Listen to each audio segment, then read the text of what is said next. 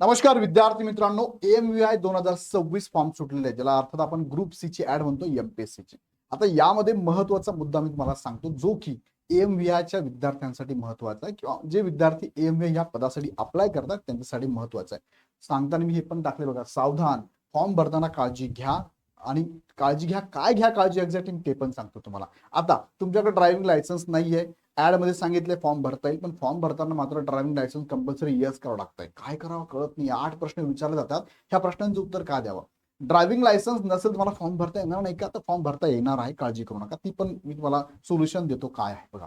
Driving licence नाहीये, form कसा भरावा? 8 प्रश्न विचारतात ते. त्या 8 प्रश्नामध्ये दिव्यांगांचा प्रश्न विचारला जातोय. त्याचं उत्तर काय द्यावं आम्ही? याचं उत्तर तुम्हाला काय द्यायचं ते पण मी तुम्हाला सांगतो. सो हा व्हिडिओ शेवटपर्यंत काळजीपूर्वक बघा आणि असेच अपडेट बघण्यासाठी हा चॅनल काय करून ठेवाल, सबस्क्राईब करून ठेवा, कारण प्रत्येक गोष्टीचे अपडेट तुमच्या मनात प्रश्न आला त्याचं उत्तर तुम्हाला ह्या चॅनलवरती मिळणार. चला तर जाऊया मुख्य प्रश्नाकडे. पण तत्पूर्वी तुम्ही अजूनही बॅच जॉईन केली नसेल तर एक प्रमोशनल ऍक्टिव्हिटी तुम्हाला करतो मी बघा. सेपरेट विद्यार्थ्यांसाठी म्हणजे AMVI च्या विद्यार्थ्यांसाठी सेपरेट आम्ही बॅच चालू केली. महाराष्ट्रात तुम्हाला कोणत्याही ठिकाणी अशी सेपरेट बॅच मिळणार नाही, सगळे मिक्स बॅच असणार. ही सेपरेट काय केली आहे, कारण मेकॅनिकलचे विद्यार्थी आहात, तुमचा अभ्यासक्रम, तुमची शैक्षणिक अर्थ, तुमचं बॅकग्राऊंड सगळं बघून आम्ही तुमच्यासाठी सेपरेट बॅच दिलेली. ज्या बॅच मध्ये तुम्हाला ही सुविधा टेक्निकल नॉन टेक्निकलची टीम अवेलेबल असणार आहे. बॅच आजपासून म्हणजेच 29 जून पासून चालू होते. ऑफलाईन पुणे छत्रपती संभाजीनगर नाशिकला अवेलेबल आहे आणि ऑनलाईन मराठी आणि इंग्लिश मीडियमची बॅच सुद्धा आजच चालू होते. लगेच इनरोल करा, कारण वेळ फार कमी आहे. 3 महिन्यावर तुमची फक्त एक्झाम आहे. 3 महिन्यातले 3 दिवस गेलेले आहेत फक्त आता. सो तुमचं डिसिजन आहे योग्य काय घ्यायचा. भूतो न भविष्यात ही जाहिरात अशी परत येणार नाही. AMVI साठी हा संधी 2020 नंतर 6 वर्षात पहिल्यांदा आलेली आहे. भविष्यात येईल की नाही माहिती नाही. सो भविष्यात तुम्हाला पश्चाताप होण्यापेक्षा आता लगेच अभ्यासाला लागा आणि अभ्यास करताना या 3 महिन्यामध्ये खूप जास्त अभ्यास करायचा. त्यासाठी मार्गदर्शन आवश्यकता असेल तर बॅच लगेच जॉईन करा. बाकीच्या पदांसाठी लक्ष बॅच पण आपण चालू केली, ती पण बॅच आजपासून सेम फीचर मध्ये चालू होते. आता मुख्य मुद्द्याकडे तुम्हाला मी घेऊन जातो बघा. ही जाहिरात आली आहे, 27 सप्टेंबरला तुमची एक्झाम आहे. त्यामधलं महत्वाचं पद आहे असिस्टंट मोटर व्हेकल इन्स्पेक्टर गट क चं 461 पदांचं हे पद आहे. ऑनलाईन एक्झाम तुमची होणार आहे असं MPSC ने ऑलरेडी अनाउन्समेंट केलेली आहे. फॉर्म भरण्याची प्रोसेस चालू झाली आहे. 17 जुलैपर्यंत फॉर्म भरण्याची लास्ट डेट आहे. आता यामधला महत्वाचा प्रश्न बघा, जेव्हा मी अप्लाय करतो, जेव्हा मी फॉर्म भरायला अप्लाय करतो त्याच्या अगोदर आपण चेक करतो, चेक एलिजिबिलिटी, बरोबर की नाही? तिथे चेक केली की जेव्हा मी अप्लाय करतो मला यू आर इलिजिबल सांगतंय, खाली पण इलिजिबल आहे मी. AMVI ला म्हणजे 3 ठिकाणी मी इलिजिबल आहे बघा. इथं इंडस्ट्रियल इन्स्पेक्टर आहे, टेक्निकल असिस्टंट आहे आणि AMVI या पदासाठी मी इलिजिबल आहे. मला अप्लाय करायचं इथे आता, बरोबर आहे. मी प्रोफाईल मध्ये सगळी माहिती भरलेली आहे, प्रॉपर माहिती भरली, तरी पण मला काय अप्लाय करायला प्रश्न. जेव्हा मी अप्लाय वरती क्लिक करतो तेव्हा मला हे प्रश्न विचारले जातात.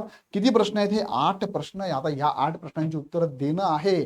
बरं, त्यांनी ऑप्शन पण दिला, येस करा किंवा नो करा. मग काय करायचं आता? वेदर ठीक आहे, कॅन्डिडेट कलर ब्लाइंडनेस ऑलरेडी मी प्रोफाईल मध्ये भरलंय ना, मी दिव्यांग नाहीच आहे, तरी पण हा प्रश्न का बरं विचारला होता? असा प्रश्न येतो ना सगळ्यांना. सो सगळ्यांना हा प्रश्न विचारला जातोय, तुमच्या एकट्यासाठी नाहीये. सो नाहीये तुमचं कलर ब्लाइंडनेस, नोच करा. असेल तर तुम्हाला असाही फॉर्म भरता येणारच नाही, इलिजिबल नसणारच तुम्ही प्रोफाईलच्या नुसार. पण तुम्हाला नाहीये कलर ब्लाइंडनेस, तरी पण काय विचारलं सर, काही चुकलं का माझं? नाही, काही चुकलं नाही, तरी पण त्याने विचारलंय. ओके, उत्तर देऊन टाका तुम्ही याचं, नाहीये कलर ब्लाइंडनेस. आता मी देऊन टाका सांगतोय, पण पुढे ऐका बरं का, नाहीतर एवढा व्हिडिओ इथे स्टॉप करून जाल भरायला जाऊ नका, अजून थांबा, पुढे सांगायचंय मला. सपोज इथे सांगितलंय तुम्हाला गुड आय साईट आहे का तुमची, glass without with, yes, without glass त्यांनी.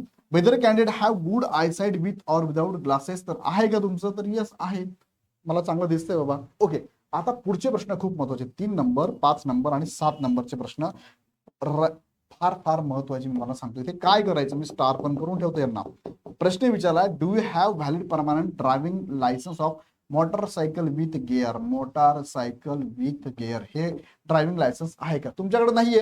ज्यांच्याकडे आहे त्यांनी यस करणारच आहे, तो विषय वेगळा. ज्यांच्याकडे आहे त्यांच्यासाठी मी बोलतच नाही. ज्यांच्याकडे नाहीये सर मी नो करून टाकतो. बघा इथे काय करायचं मग मी तुम्हाला सांगतो. त्यानंतर त्यांना काय करायचं, ते लायसन्सचा नंबर पण टाकायचा आहे. सेम तुम्हाला do have valid permanent driving licence light motor vehicle LMV साठी यस ऑर नो विचारलंय तुम्हाला, त्याचा नंबर टाकायचा. परत do have valid permanent driving licence of transport व्हेकलचं विचारलं, त्याला यस नो करायचंय, त्याचा नंबर टाकायचा. आता इथे काय नंबर टाकावा, आमच्याकडे नाही जे बाबा.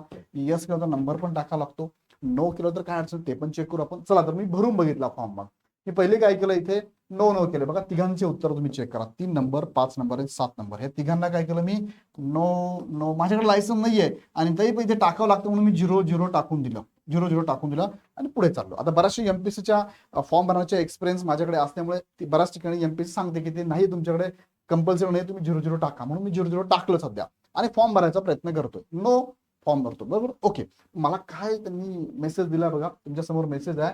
Please enter valid answer for do you have valid permanent driving licence of motorcycle with gear. आता मला सांगा, व्हॅलिड व्हॅलिड परमानंट उत्तर द्यायचं, व्हॅलिड उत्तर द्यायचं, व्हॅलिड उत्तर. आता व्हॅलिड उत्तर काय द्यायचं यामध्ये? पहिलं नो दिलं, व्हॅलिड मागताय म्हणजे काय? यस करावं लागतंय मला, इथं करावं लागतं की नाही. मग चला मी व्हॅलिड देतो, चला तुमच्या म्हणण्याप्रमाणे, एमपीसी म्हणण्याप्रमाणे मी काय केलं, मग इथे यस देऊन टाकलं. पण लक्षात घ्या, त्यांनी ऍड मध्ये काय सांगितलंय, 2026च्या ऍड मध्ये मुख्य परीक्षेला हे ड्रायव्हिंग लायसन्स लागणार आहे. कोणकोणते? पहिला जर आकडा वाचता तुम्ही तर पहिला आकडा काय सांगतो तुम्हाला, काय मोटारसायकल विथ गिअर, बरोबर. त्यानंतर काय लाईट मोटार व्हेकल, आणि तिसरं काय सांगितलं त्यांनी, ट्रान्सपोर्ट व्हेकल. या तिघांपैकी मुख्य परीक्षेला कुणाला लागतंय? मुख्य परीक्षेला तुमच्याकडे हे दोन लागतात, बरोबर की नाही. हे नसलं तरी चालतं, हे दोन मात्र मुख्य परीक्षेला लागतात. आता लागतं का? नाही, त्यांनी सांगितलं असं बघा, काय मुख्य परीक्षेकरता अर्ज सादर करण्याच्या अंतिम दिनांक आज तुम्हाला ह्या तिघांपैकी हे दोन लागणार आहे, बरोबर आहे. हे दोन लागणार असं त्यांनी सांगितलं, हे आणि हे लागणार, याची गरज नाही. दुसरा काय सांगितलंय, अर्ज सादर करण्याच्या अंतिम दिनांकास नमूद केल्याप्रमाणे जड माल वाहतूक जे ट्रान्सपोर्टेशन आहे ना, हे तुम्हाला कधी लागणार आहे? नियुक्तीनंतर तुम्हाला 2 वर्षात काढायचं आहे. नियुक्तीनंतर, आता नाही. याचाच अर्थ प्रिलिमचा फॉर्म भरताना कोणतंही लायसन्स लागत नाही, लायसन्स लागत नाहीत, लागत नाहीत, बरोबर. लागतं का प्रिलिमला? नाही. मेन्सला लागतं, पण कोणते? 2च लागतात. ते आपल्याला काढायला वेळ दिलाय त्यांनी. आता असं असताना सुद्धा इथे मी नो जर करत असेल आणि फॉर्म भरत असेल तर मला अलाउड करायला पाहिजे ना त्यांनी, पण अलाउड केलं जात नाहीये मित्रांनो, लक्षात घ्या. मग काय करायचं? मग मी आता काय केलं, चला ठीक आहे बाबा, मी काय केलं, इथे यस केलं. बघा तुम्ही बघू शकता 3 नंबरचा आन्सर मी काय दिलंय, यस. इथे यस, इथे यस, इथे 0-0 करून टाकलं. आता फॉर्म भरता येतो का मला? बघूया काय होते पुढे. आता फॉर्म भरता येतो बरं का, अप्लाय करता येते मला, म्हणजे फॉर्म भरला जातोय. पण मग गडबड काय, आता माझ्याकडे नसताना यस करून फॉर्म भरला तर उमेदवारांना सर्वसाधारण सूचना नावाचं 10 जून 2025चं एमपीएससीचं परिपत्रक आहे, आणि त्यात त्यांनी सांगितल्याप्रमाणे एखाद्या विशिष्ट, बघा इथे त्यांनी सांगितलं बघा, 2 नंबरचा पॉइंट आहे, गैरप्रकार. कशाला गैरप्रकार म्हणतात ते, किंवा कशाला डिबार करू शकतात ते? अर्जामधील सर्व दावे, माहितीची सत्यता तपासण्यासाठी आयोगाने मागणी केलेल्या आवश्यक कागदपत्रांचा पुरावा आयोगाच्या सूचनेनंतर कोणत्याही टप्प्यावर सादर न करणे. आता इथे यस करून द्यायचं मी, आणि तुम्ही म्हणतात कोणत्या टप्प्यावर आम्ही तुमच्याकडे डॉक्युमेंट मागू, आणि जर ते नसेल तर तुम्ही काय म्हणताय, त्या परीक्षेकरिता प्रतिरोधित करण्यात येईल. मग घाबरून जातो ना कॅन्डिडेट. अरे तुम्ही एका बाजूला सांगतात लागणार नाही, फॉर्म भरताना सांगतात भरावं लागेल, आणि इन्स्ट्रक्शन देतात की असं घडलं तर आम्ही तुम्हाला डिबार करून टाकू किंवा अपात्र करून टाकू. चाललं काय? ऑनलाईन परीक्षा लई घ्यायच्या एमपीएससीला, हे असं काही करू नका बाबांनो, गडबड होते ना मुलांना, होती की नाही. म्हणून तर आम्ही म्हणतोय नका घेऊ ऑनलाईन, तुम्हाला जमत नसेल तर. आता बघा पुढे काय, तिसरं काय, अर्जात हेतू पुरस्कार खोटी माहिती देणे. आता ही खोटीच माहिती ना, यस करायचं, माझ्याकडे नसून मला यस करून फॉर्म भरला जातोय, चुकीचीच माहिती ना. बरं, फॉर्मचा याचा नंबर टाकताना 0-0 टाकला तरी घेता येते, चुकी माहिती ना. खरी माहिती दडवून ठेवणे, त्यात बदल करणे, किंवा दाखल्याच्या प्रतीतील नोंदीत अनधिकृतपणे खाडाखोड करणे, किंवा खाडाखोड केलेल्या वा बनावट अथवा विविध पद्धतीने वितरित न करण्यात आलेले दाखले कागद सादर करणे. चुकीची माहिती ना आम्ही आता, मग चला मी चुकीची माहिती भरायचा जर प्रयत्न केला तर काय गडबड होईल? फॉर्म भरला जातोय, पण मग गडबड काय होते? अडचण येऊ शकता की नाही? येऊ शकता, येऊ शकता, 100% लिखित स्वरूपात आहे. मग आता एमपीएससीची यावर उत्तर काय, मी एमपीएससीला कॉल केला. आता तुम्हाला सर हे सगळं पहिल्यांदा सांगायचं ना, पण हे सगळं तुमच्या लक्षात आणून देतो, विथ प्रूफ सांगतो मी, म्हणजे तुम्ही काय एकदम क्लिअर कट आहे, म्हणजे डाऊटच नाही तुम्हाला. हे सगळं का दाखवलं तुम्हाला डाऊट राहू नये यासाठी, बरोबर. काही म्हणून प्रश्न पडतात, सर मग हे असं म्हटलं तसं, सगळंच दाखवलंय. आता एमपीएससीचं म्हणणं काय, मी एमपीएससीला कॉल केलेला आहे. कॉल केल्यावर तर एमपीएससीला व्यवस्थितपणे माझा प्रश्न मांडलेला आहे, मी स्वतः कन्सिडर केलेला आहे. मी मेकॅनिकलचा विद्यार्थी आहे, फॉर्म भरायचा मला, माझ्याकडे ड्रायव्हिंग लायसन्स नाही आहे. ऍड मध्ये म्हटल्याप्रमाणे ड्रायव्हिंग लायसन्सची गरज नसताना सुद्धा मला फॉर्म भरता येत नाहीये. तिथे येसच करावं लागतं तरच फॉर्म भरतो, नो केलं तर मला फॉर्म भरता येत नाहीये. मग यावेळेस एमपीएससीने उत्तर काय दिलं, सर अग्रीड, माहिती सर, आम्हाला माहिती आहे सर, त्यासाठी काय करा, 2 दिवस थांबा. मी तुम्हाला तेच सांगितलं होतं की फॉर्म सुटले की लगेच भरू नका. तुम्हाला मी सांगतो तुम्ही 7 दिवस थांबा. किती? 7 दिवस. घाई करू नका. लेट फॉर्म भरल्यामुळे काय होत नाही, काय नुकसान होत नाही. अभ्यास चालू ठेवा. फॉर्म भरत 7 दिवस वेळ घ्या. अजूनही टेक्निकली काही गोष्टी चुकीच्या आहेतच, ते आहे चुकीच्या, आता ते काय चुकीचे आहे पुढच्या व्हिडिओत सांगतो, पण हे महत्त्वाचं वाटलं मला. त्यामुळे बऱ्याच विद्यार्थ्यांचे मला मेसेज आले. काल रात्री मी टेक्निकलला व्हिडिओ पण घेतला लाईव्ह मध्ये डॉक्युमेंट संदर्भात. तर त्यांना पण मला सांगूशी वाटतं की यासाठी तुम्ही 2 दिवस अजून थांबा. एमपीएससीने सांगितलंय 2 दिवस थांबा, हा इश्यू सॉल्व्ह होईल. टेक्निकल एरर आहे. Got it? हे तुम्हाला कोणी सांगितलं का? नाही. कोणी सांगू शकेल का? नाही. विथ प्रूफ मी तुम्हाला सांगितलंय. तुमचा काही कन्फ्युजन आहे का आता या संदर्भात? ड्रायव्हिंग लायसन्स अजिबात नाही. सो ड्रायव्हिंग लायसन्स नसेल तरी पण फॉर्म भरता येणार आहे. याची उत्तर फक्त काय द्यायची, यासाठी एमपीएससीने 2 दिवस थांबायला लावलंय. बाकी तुम्ही निश्चिंत राहा. तुम्ही ड्रायव्हिंग लायसन्स नसेल तरी फॉर्म भरता येणार आहे. एक्सपिरियन्स तर असायला लागत नाहीच तुम्हाला.